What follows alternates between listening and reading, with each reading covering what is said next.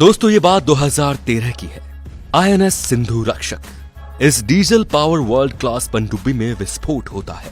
कुरु के 18 लोग शहीद हो जाते हैं। यह हादसा बहुत दर्दनाक था और जो नेवी के जवानों के साथ घटा होगा उसकी तो परिकल्पना मात्र आत्मा को झकझोर देने के लिए काफी है। इस विस्फोट के बाद सभी का ध्यान समुद्र की गहराइयों में छिपकर शत्रुओं की गतिविधियों पर नजर रखने वाली पनडुब्बियों और उनमें रहने वाले नौसैनिकों के जीवन की ओर गया।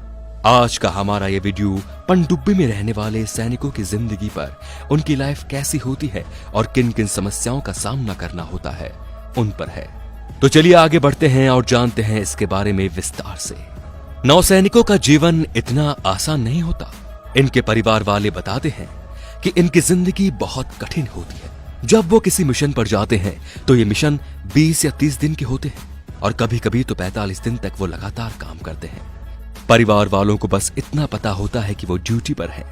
इससे ज्यादा और कोई जानकारी उनके पास नहीं होती। परिवार वालों को तो ये भी नहीं पता होता कि वो कितने दिन के लिए और कहां जा रहे हैं और कब वापस आएंगे। उनके अभियान की जानकारी सिर्फ नौसेना के मुख्यालय को होती है। नौसैनिक अपने परिवार से दूर पानी के बीच रहते हैं। जब वो पनडुब्बी के भीतर होते हैं, नहाना तो दूर, दाढ़ी बनाने का मौका भी नहीं मिलता। पनडुब्बियों में पानी की बेहद कमी रहती है।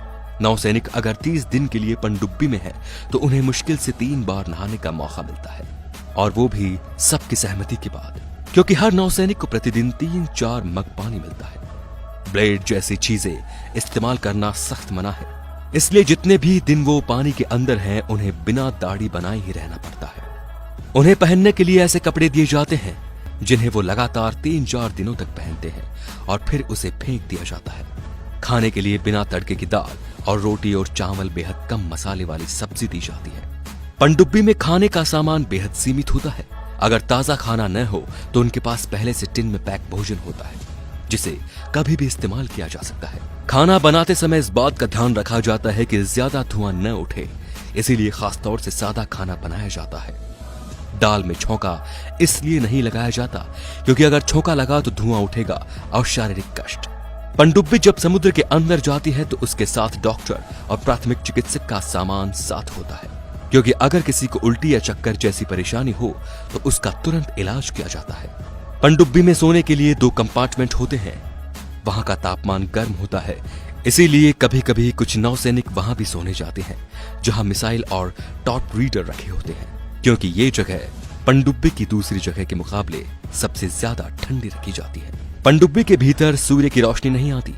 इसके चलते जब वो समुद्र की सतह पर आती है तो बाहर आते वक्त नौसैनिकों को हाथ पैरों में जकड़न जैसी समस्याओं से जूझना पड़ता है।